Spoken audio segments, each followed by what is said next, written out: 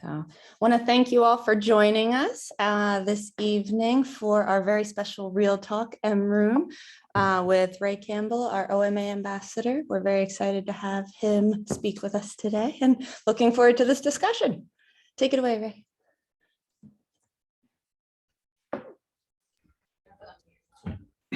All right, hi everyone, my name is Ray Campbell, and today my Real Talk will be over multiculturalism in medicine.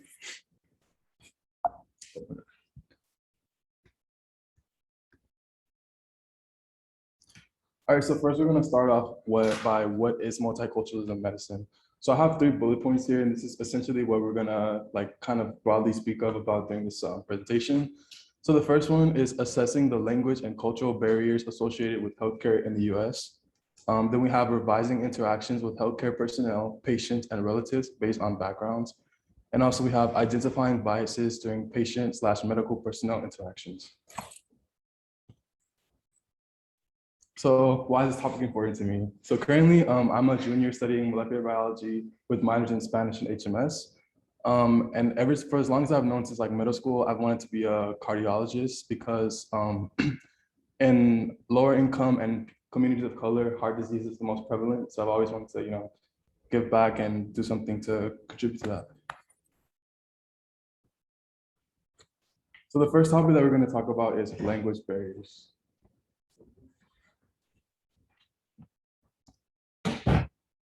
So a quick little definition, a language barrier is a barrier to communication between people that are unable to speak a common language.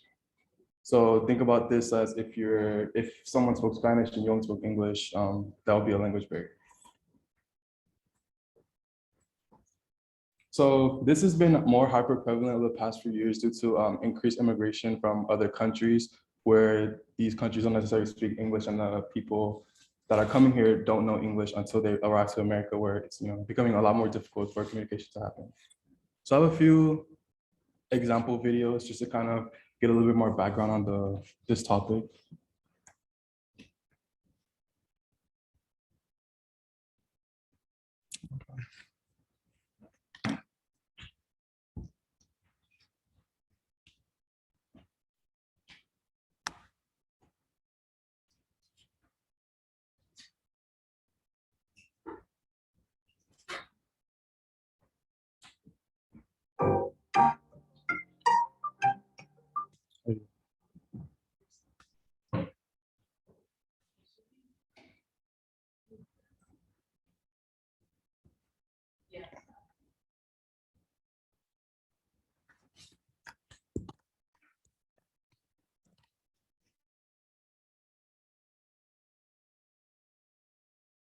Zoom.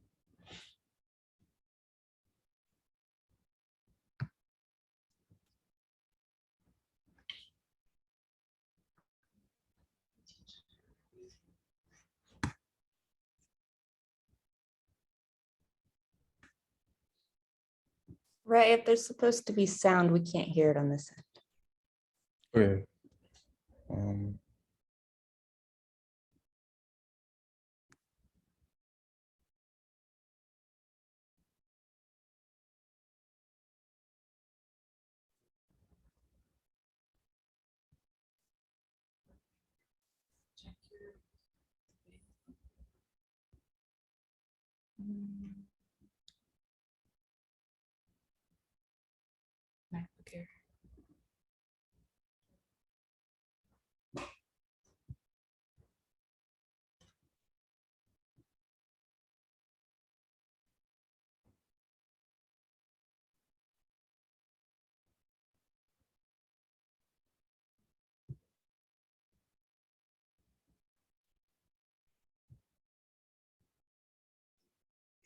Are you looking for the sound?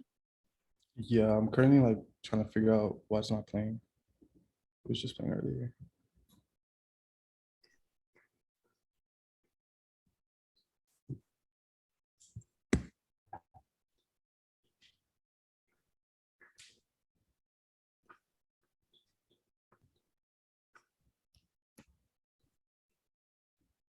Is it video trouble or sound trouble?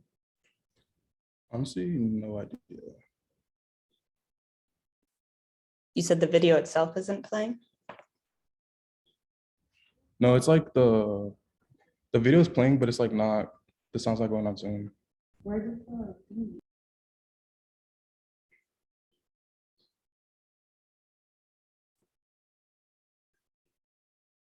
Ray, would it help to play the video outside of the presentation? Right on YouTube, maybe, or Yeah. where? Wherever it's from? It is on YouTube. It's like a link, but it's Yeah, I'm saying, would it help to play off the YouTube? Go onto website? YouTube directly and then put it in that way. yeah, it is playing directly from YouTube. Okay, so that means it's a sound issue. Okay.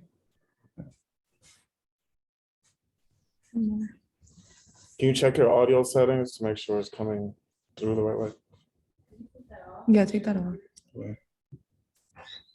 There we go. You can hear it now.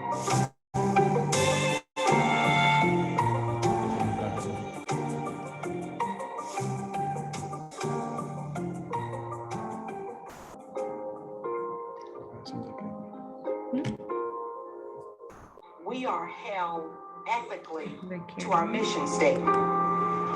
Your charge, my charge, is to make sure that anybody that walks through ANMed Health has access to whatever a resident of this community has access to. Their status, how they got here, how they're going to be here, doesn't matter. The limited English proficient population in the upstate of South Carolina is growing rapidly. And so healthcare providers are being challenged to meet this growing demand. That's normal. Having a translator to be here when the patient comes in to initially find out what's going on with the patient is extremely important to us as physicians. There's nothing more frustrating than not being able to relate to your patient. I want to know what's going on with the patient, and the patient wants to understand me. The translator is the bridge that allows that to occur.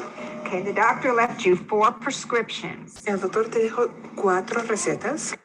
1 tablet daily, the same time every day. One of the biggest fears that new immigrants have in this area and any region of the United States is that they leave behind their immediate family. So when they come to the States, they call interpretation services a lot because of the number of questions that they have. It doesn't do an awful lot of good to send them home with instructions that they don't understand, either linguistically or that they can't comply with culturally.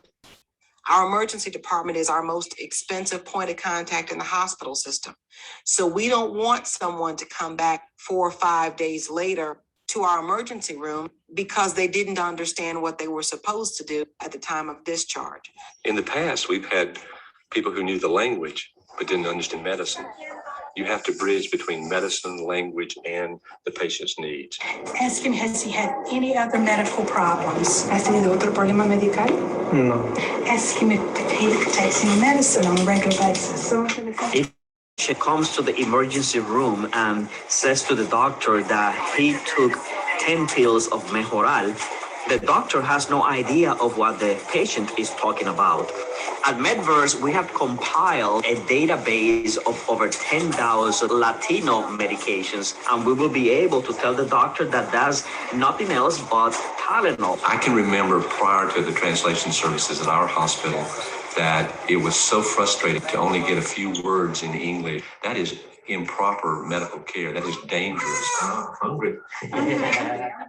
Having a program such as the program that we have at ANMed Health has made my life easier. It's made my patients more comfortable, and it's made the healthcare system, I think, better in our community because we're providing a quality healthcare to people who are not able to speak our language.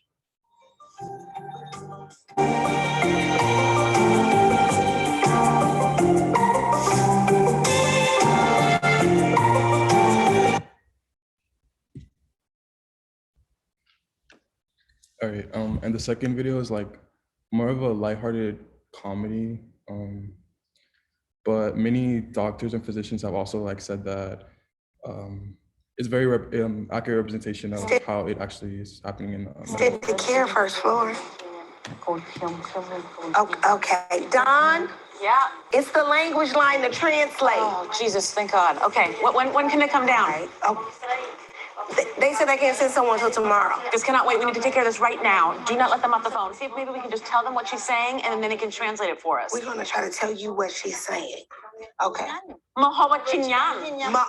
Mahoba chinyam. Mahoba chinyam. Mama hoba chinyam. He says that doesn't mean anything. Chum chim nakin. Chum chim nakin. Chum chim You yakin. gotta go up. Nyakin. Chum chim yakin. He said that doesn't mean anything either. ញ៉ាំមិនបានសោះខ្ញុំញ៉ាំអត់បានម្ហូបនេះខ្ញុំញ៉ាំអត់កើតខ្ញុំអត់ចូលចិត្តម្ហូបដឹងទេខ្ញុំអត់ចូលចិត្តម្ហូបដឹងទេម្ហូបនេះអត់ឆ្ងាញ់ខ្ញុំអត់ចង់បានម្ហូបនេះខ្ញុំអត់ចង់នៅទៀតនេះទីនេះខ្ញុំទ្រាំមិនបានខ្ញុំមកឆាយទ្រាំមិនបានខ្ញុំមកឆាយទ្រាំមិនបាន Show me chai, call me by. ទ្រាំមកផាញ់ខ្ញុំមីចាន់ Show me chai. ទ្រាំមកផាញ់ខ្ញុំមីចាន់ Rumbum chai. Chucky ទ្រាំ chai. មកឆាយក៏មីប៉ាញ់ Call me by. He says that doesn't mean anything either. Okay, you know what? Put it on speakerphone. Put it on speakerphone, and then they can hear her directly. I think Hold on that's. one second. How do I do that? Press hold, and then intercom, and then line. Well, hold what then what? Whatever line. Just Right, but how the do I line. know which line? Because it's blinking. You'll see it blinking. What and blink? It's flashing in front of you, Denise. Can you see it flashing? The whole phone is flashing. I don't know how to work this just, over you know what? this Hold it up. phone. Hold the phone up. Hold it out as far as you can, and then don't hear what she's saying. And tell them it's something Chinese. If you think it's something Chinese. That's a good one. That's got to be something. Did you get that? Good. She says, I can't stand this. I wish I was dead. Please kill me. It's Khmer. She's Cambodian. Cambodian. I knew it was something like that.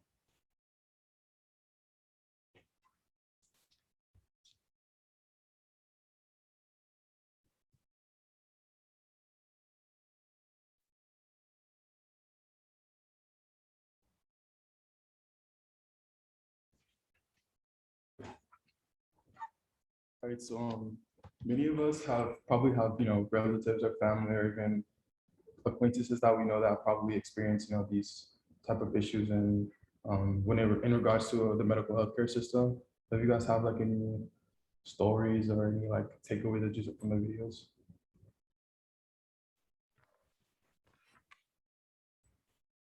I can go.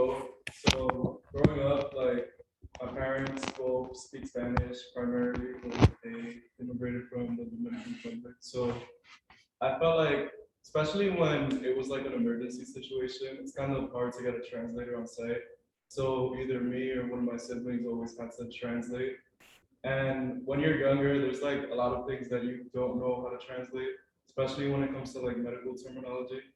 So I guess it just makes it a lot more dangerous for people to receive medical treatment because there's a lot of things that either you can't translate or that get lost in translation. And it's a lot harder when you're coming into this country and you can't really explain what the situation is. To what you said, I wholeheartedly agree. I feel like I'm in the same boat, but I also feel like it's especially hard, at least like for those that are Spanish speakers. I think it's hard for people that have different dialects or have different like slang or like their Spanish is kind of different. So my family's also from the Dominican Republic, and I've been told many times that my family speaks super fast or like they'll say certain words that like other Spanish speaking like countries don't necessarily know. So whenever my parents do get like translators, sometimes it is hard for them to, even the translator, even if they speak Spanish, understand like what my parents are saying and try to convey like the same message that my parents are trying to tell them. So even just like witnessing that, like I always feel like I have to step in and be like, actually no, like this is what they're saying, like, and even if they're like small minor things, like in the medical field, like everything pretty much matters. So it is a very dangerous game.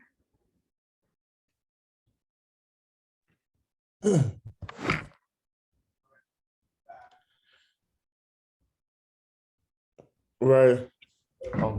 Chad, do you have something? Yeah, I was just gonna say, thanks for that second video. I know it's a comedy, but it's also such a tragedy, right? And I have a cousin from Haiti who comes to visit the family often and is fluent in French and Creole. And this second video is reminiscent of a story he tells about his first visit to the emergency room, unfortunately.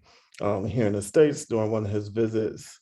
And he was speaking mostly in French, but a little Creole, and was having that same issue of folks not understanding, even to like, they were asking him to point to the pain, and he was showing them, trying to tell them that the pain started in one area and was traveling up, but they thought he was covering that whole section of his body. So they were prying into parts of his body that he was not in pain at all before they started.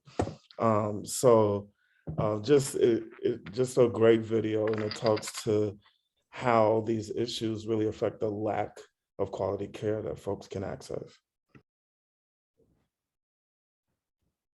Yeah, I think that also kind of circles back to what Mary said, was saying, like, every little thing in like the medical industry does matter.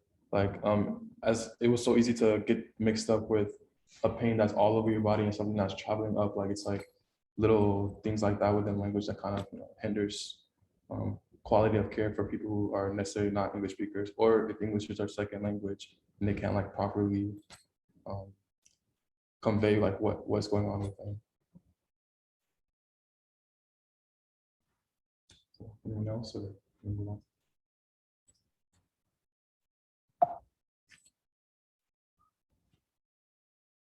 So the second is cultural barriers. So essentially, this is kind of similar to language barriers, but also in the sense that people do have certain like cultural aspects that they do within their countries that kind of like is that we do differently in America, where these get kind of lost in translation. And I have a video that kind of better explains that.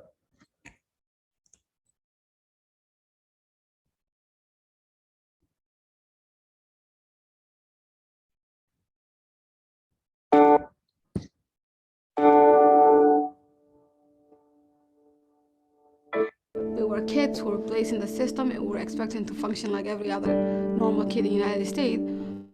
In reality, we were normal kids. We didn't have any physical deformity or anything visible, but we had scarves that were invisible. A lot of us did not make it. Some of them died because of they joined a gang. Some didn't make it through depression. I think, overcoming all, like when I look, I see, like a kid. We had the war. Kids are, to be seen but not to be heard from. So nobody was comforting us or, there to attend your emotions and say, you went through war. You watch people blown into parts. We lost our belonging, our home, our whole identity. But this is why nobody ever said that. So it just left us alone. And then we came here, and here in the United States, people are like, oh, here's your physiology needs in your home and everything. But you're forced so much to just be your own self in a short period of time. And all you hear is, why are you not assimilating? Why are you not becoming? But that time is when I felt like when we were our worst self, it's when you, for the first time, we were no longer, as a kid, I was no longer watching after my sibling. I was no longer worried about water or food, or if my mother would get to a medical, facility every time she had a miscarriage. So after all that, responsibility was no longer on my shoulders. I was forced to face me. My highest point will be who I am today. Yeah. Now that I am an interpreter myself, working in Maine, I find that a lot of people would put me under the category of an expert. And I used to say that, what qualifies me to be an expert? I'm just a Somali person. I learned what Somalia is and how their government was working, whatever. Like any other American person, I Google a lot. Even though we have one culture, one language, whatever, we also have different cultures individually. Every household have their own little culture, that the way they raise their kids, the way they go about the Islamic religion is different than the next door. So not to assume that we all dress alike, eat alike, talk alike, it's not the case,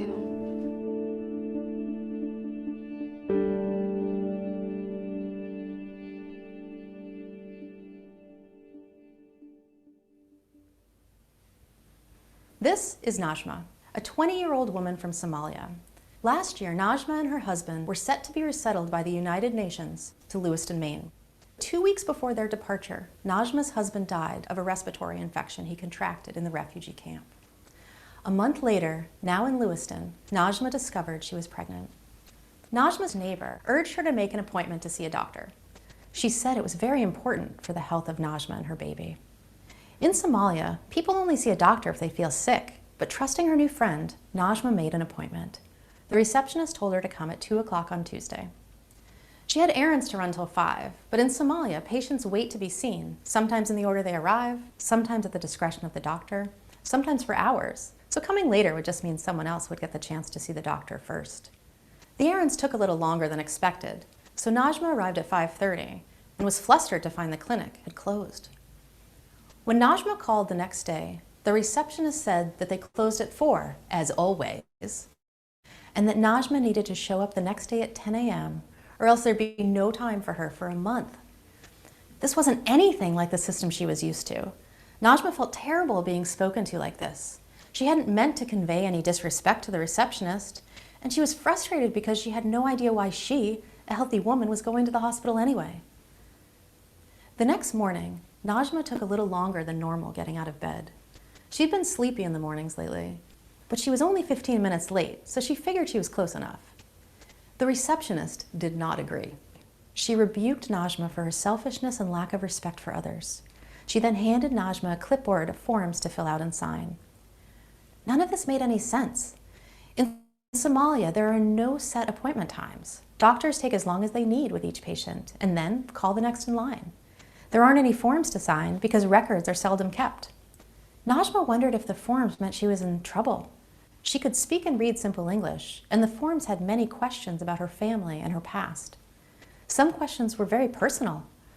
Were these questions for the police? Would they be used against her? She wished her husband were here to handle these things. She felt like there was no one to help her. She did as she was told and filled out the forms, hoping not to get into any more trouble. Najma's name was called by a cheerful woman who introduced herself as a nurse. She didn't know that word. The nurse did things Najma expected the doctor to do, taking her blood pressure and pulse. She asked more personal questions. Then she left, saying the doctor would be along. Najma waited 10 minutes for the doctor. Why had the receptionist been so angry about Najma not arriving on time if she was just going to be kept waiting? Why not just come get her when they were ready? In Somalia, the powerful often kept subordinates waiting. She guessed that's what was happening here. The doctor finally came. Najma was relieved. The doctor looked at the computer and then examined her a little. She said Najma showed signs of anemia. She told her she was ordering a blood draw for a full CBC and a prenatal panel. Najma didn't understand any of that, except bloodletting, which was a treatment in Somalia sometimes. She didn't feel sick, but the doctor said she had something wrong with her. She was embarrassed and scared to ask the wrong questions, so she didn't ask what it was. The doctor left, and a lab tech came and took some of her blood. After the appointment, Najma was confused about who her doctor was. In Somalia, you only saw the doctor, but there were so many people here, and the one she spent the most time with was the nurse. Was the nurse the doctor here? Najma got a call 2 days later from the nurse, saying they wanted to test her hemoglobin and ferritin levels. The nurse also said they would send her a card telling her what foods to eat. Najma got the card titled Iron-Rich Foods. It was full of strange foods she didn't eat and didn't know how to cook. She knew some foods were used as medicine, but she didn't feel sick, and she ate good food anyway, so she threw it away. Somali doctors typically call patients to schedule follow-ups, so when the doctor never called, she decided to take it as a blessing and be done with it. Nothing helpful had come from her visit, and it had been very unpleasant. A few weeks later, Najma's neighbor got to asking how the appointment had gone. So we can stop there. This video is basically a part of a longer video that serves as like kind of training for medical personnel in these situations.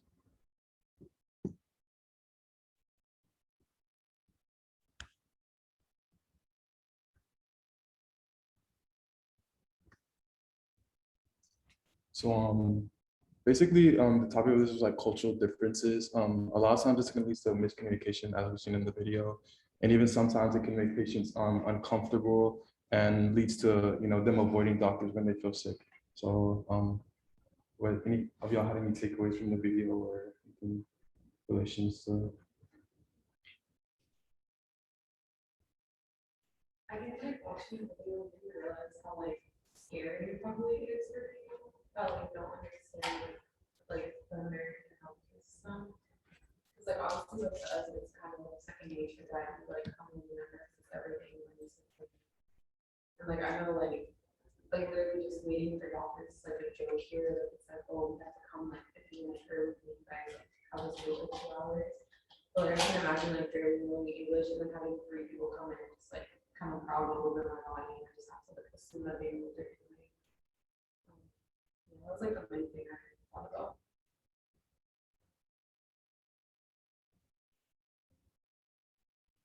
I feel like the other piece of that is that it's like you don't know who your doctor is, like you were saying in that video, so it's kind of hard to establish like a good relationship, like have trust and like really be able to like trust what your doctor is saying is like accurate, and that can lead to a lot of like misdiagnosis and like further problems down the line as well.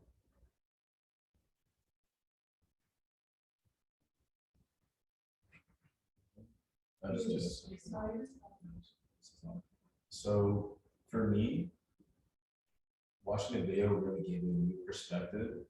I think the main takeaway I took from this was that when there's that kind of breach of understanding or like that gap, there's less trust in general. The patient might be more reluctant to give up like important information to a doctor, or as we saw in the video, they might just be turned off from the care in general. So the video definitely taught me like a lot of work can be done, like being receptive to other cultures and kind of being patient as well. So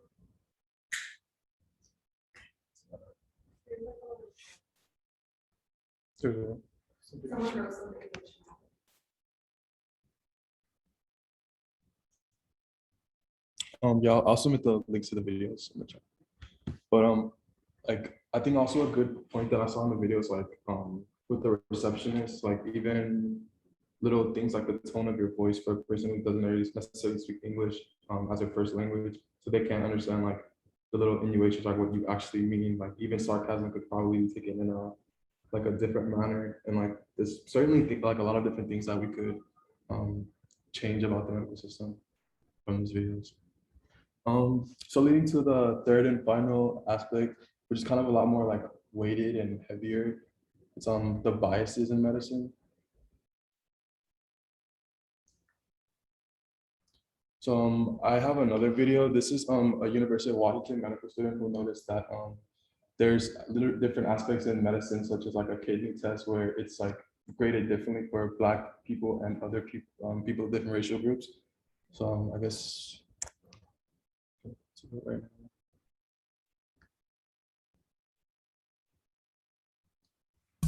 Naomi McKenzie has dealt with racism her whole life, but she still was surprised she found it so rampant in medical school.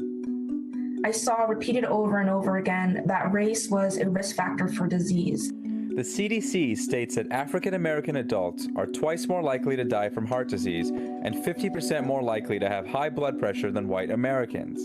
These racial discrepancies could be factored in a doctor's decision-making when treating patients. But is race, as just one potential risk factor, being over-accounted for, while other attributes are ignored, like socioeconomics or limited access to healthcare? One example stood out to Naomi. I decided to look at the kidneys just because it was one very concrete example where this was, where race is used in an algorithm. Naomi questioned why race was being factored into a GFR test, an important marker for kidney function that impacts a decision to offer life-saving kidney transplants to patients. There's a set equation that says if Black, use this variable, if non-Black, use this variable. After 2 years of Naomi and her team looking at the data and countless hours talking to faculty, the University of Washington announced they will no longer factor in race when evaluating kidney function. There isn't enough evidence for how this change in policy will impact the health of their patients. In a statement, the University of Washington said, "This is a momentous change where UW Medicine is leading the way." This sentiment is echoed even past the days of a classroom. Dr. Tomas Diaz, an emergency medicine doctor at UCSF, wants to rethink how doctors see race in patient interactions. I don't want to sort of completely take race out of the equation. I just want to reframe that in terms of how we think about race. It's an exposure to racism. How does having a better understanding of race ultimately make you a better doctor? I think a better understanding of race also instills a sense of empathy that benefits all patients, because being able to imagine, though not fully understand, a patient's experience is an important part of caring for them, regardless of their race or class or gender or social circumstance. Now, Elizabeth Stein, one of Naomi's colleagues, is helping future doctors understand race in medicine by starting an anti-racism summer reading program. And with nationwide protests over the death of George Floyd, more than 150 medical schools have shown interest. The book students are asked to read is Fatal Invention, which looks into how race was actually constructed. If you educate incoming students about that history, they're going to be so much more critical and ready to ask questions and dismantle vestiges of racism throughout their medical education. This reading program is a start for a conversation that will continue throughout our medical careers. I think that there's more and more push from students and from faculty to push administrations to really advocate for more anti-racist medical training.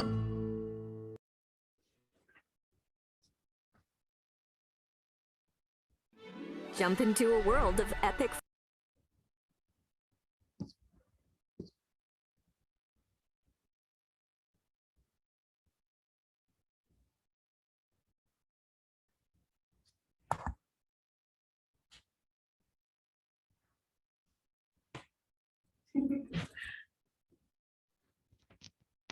So before we get into a kind of like discussion about like the video and whatnot, I also want to give a little bit more like in depth about different medical biases. So there's like many aspects, but two of them that I did like to focus on was racial and economic.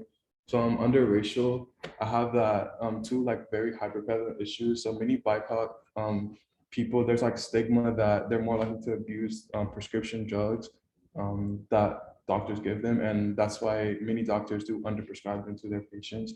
And also that POC pain, specifically for Black people, is often like ignored. And there's like a notion in many medical schools, many medical school textbooks, that Black people actually have a higher pain tolerance than non-Black people.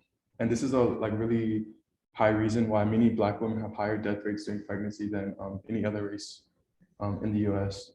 And also there's the economic standpoint. Many low-income communities are food deserts. So even if you give, like in the video that we saw for the cultural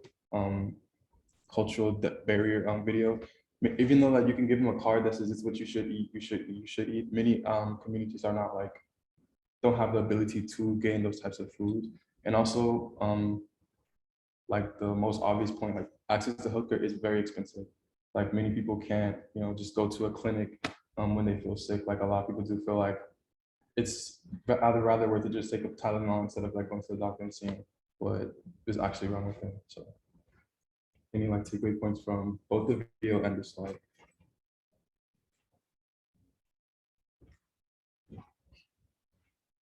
So back when I was in high school, I was actually in this program where like we kind of talked about some of the racial biases. And one of the things that we discussed was how in a lot of these textbooks, most of the information that they have came from experiments that were like either really unethical or just involuntary. Like they subjected Black people to certain things that they didn't ask permission for. And all of the experiments were, for the most part, conducted by people who were racist and had biases themselves about what to expect. So just in general, a lot of the information that is still in textbooks to this day that medical students receive is not fact-checked. It hasn't been updated, and it continues to be like perpetuated when people are learning. So it plays like a huge role in access to healthcare now and how it actually affects people today.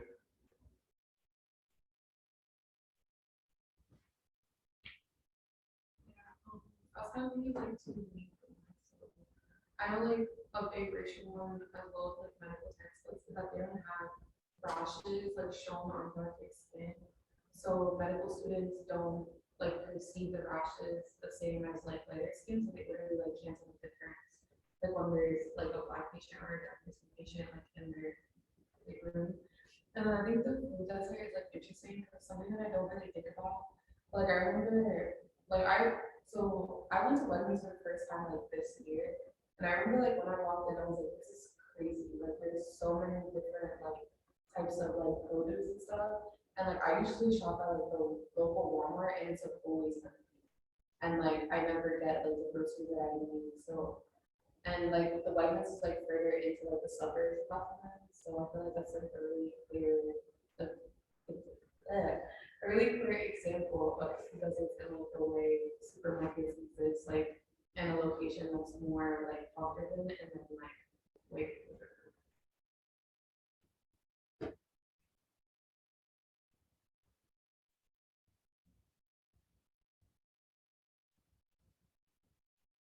Well, I also like to point out like a really interesting like thing that I saw when I watched that video for the first time.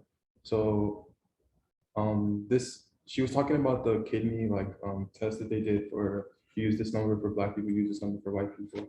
But at the same time, it was only that university, that's medical school, that decided to take that out of their textbook. So it's like it's something that's still in place like in pretty much every medical school around the country. And that's not even the only like aspect. There's just like many different things, like Jen was saying about the rashes, like it's just many different aspects of like medical racism that exists like, still to this day.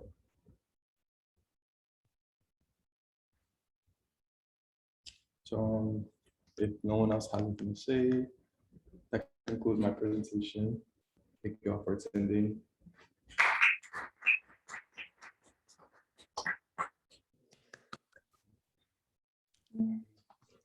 Questions, comments, concerns? I have a comment. One of the things that I noticed wasn't addressed was a lot of times in medical situations, people who don't speak English might bring a child with them to act as an interpreter. And sometimes it's a younger child, and medical professionals lose a lot there as well in the translation, trying to understand a child explain the symptoms that a parent would have. So my sister's a nurse practitioner. She's experienced that more regularly than you might imagine, where there's a child or a teenager coming to serve as an interpreter for a patient. I mean, I can share from experience that I have been that child before. So it's definitely hard, like as a child, also trying to be the best advocate for your parent, but also like not really knowing the medical terminology as we were saying earlier. It's just a very like hard predicament to be in, honestly.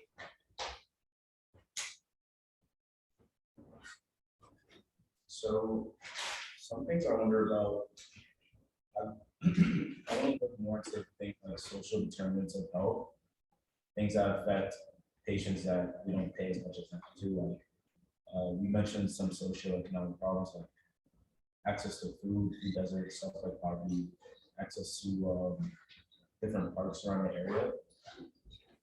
And my question is like, how do we actually enact change in how patients receive proper healthcare? Like, is it up to what they learn in school? Is it up to like policy? Like, what do you guys think is the best way for us to move towards that direction?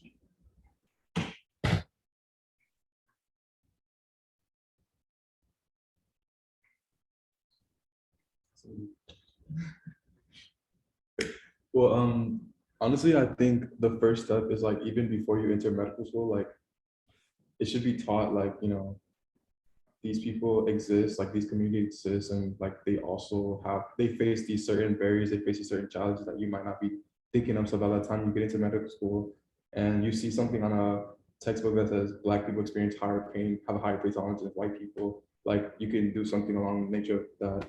The woman in the video that we saw, like she went to her school administration, was like, this is, you know, this is not correct. This is something that we should look into. I also just feel like enforcing that at every level. So like if it doesn't get corrected in medical school, it should get corrected once you're doing like your residency, or even if like you're making these mistakes as a doctor, like it should really be corrected at that point. So just making sure that like there's different levels of accountability as well. Also something that like is really helpful and a lot of people are like scared to do is asking for a second opinion. I remember when my mom was actually diagnosed with cancer at some point, and it actually ended up being a false diagnosis, and she asked for a second opinion, and then she asked for a third opinion. So always just getting multiple opinions, because it's okay to question authority. Like, you don't always have to settle for what you hear from. I feel like our communities definitely don't ask for second or third opinions.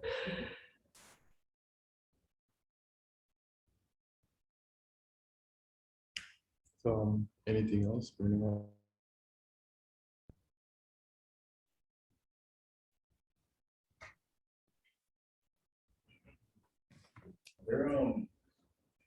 This is for upperclassmen. Do you guys know if there's like classes at VR that teach this sort of thing, sort of like these health policies or things to watch out for medicine, or just dealing with patients that are different in general? I actually took a Spanish class called Spanish for Health Professionals with Antonio Prieto, and it basically like made me more interested in this topic because it did talk about like the cultural aspects of Latin American people who immigrate to the US, and like the difference between Latin American regards to medicine and the United States regards to medicine.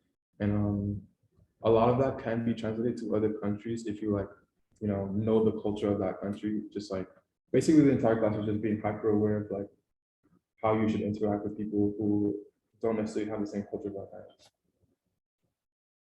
I've also seen a few classes within like the medicine society after Syria that have gone into like racial disparities within certain diseases and stuff. And I think there's an AIDS and HIV class that she teaches. So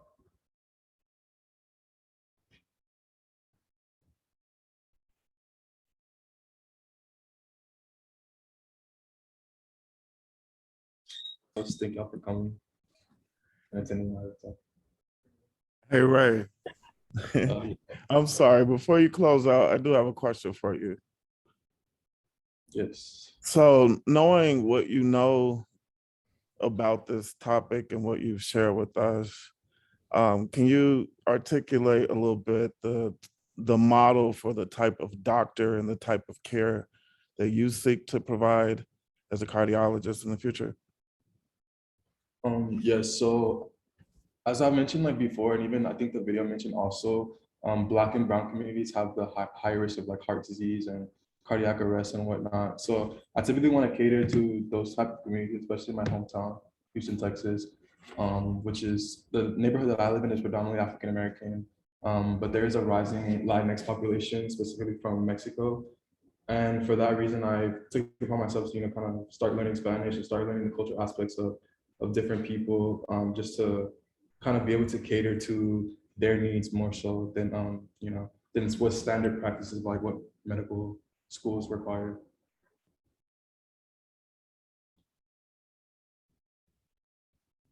Thank you.